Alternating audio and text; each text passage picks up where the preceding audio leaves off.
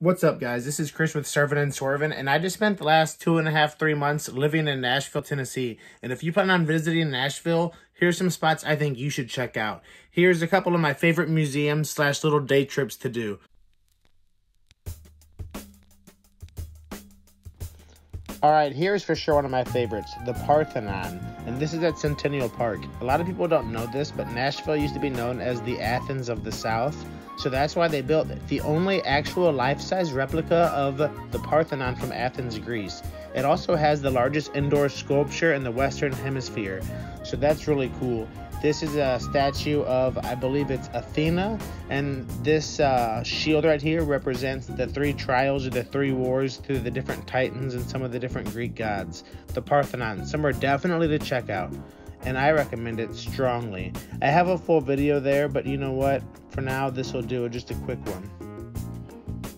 Up next is for sure going to be Johnny Cash Museum. Considered one of the greatest artists of all time, not just country music, Johnny Cash Museum is definitely fun to check out. It's also right next door to the Patsy Cline Museum, and it's also right next door to Broadway Street. So if you're in downtown Nashville, I strongly recommend coming in here and checking it out. You're going to learn a lot.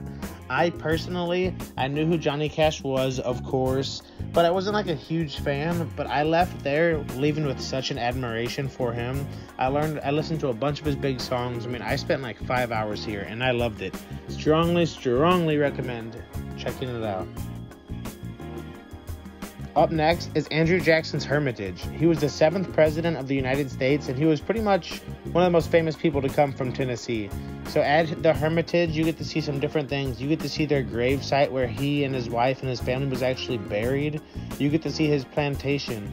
And look, he was the 7th president. You know what time it was. You get to see the slave cabins, different things like that. It's not good, but look, it gives you a real recognition of, like what was really going on back in the day. So look, don't shade out any of the dark areas. Here's the grave site and I love old cemeteries, and I know a lot of you probably do too. So check out the old cemeteries, check out where he's built, where he's left in the ground, where he's buried. And then the museum in there, you learn so much about the Battle of New Orleans and as America as a country. Because whenever he was coming up, America just gained its independence. So through his little museum and through the movie, I learned so much about Andrew Jackson and just the rise of America itself. And then obviously you're going to have the Country Music Hall of Fame. This building is one of my favorite architectural buildings, and it's right there right off Broadway Street too. Now this place gets packed. This might be one of the top things to do in Nashville. I mean, the lines get crazy, but if you really want to know what's going on, come here, because it has a little bit of everybody and a little bit of everything. Well, thanks guys. Hopefully you enjoyed the video. Hopefully you learned some things to do in Nashville, and hopefully this inspired you to go out. Well, thanks for checking out the video, guys. And I know the quality and the sound wasn't ideal, but I'm just trying to push out some videos to get myself back to making content. Alright, I've been kind of lazy, been kind of slacking, but I've been working a lot.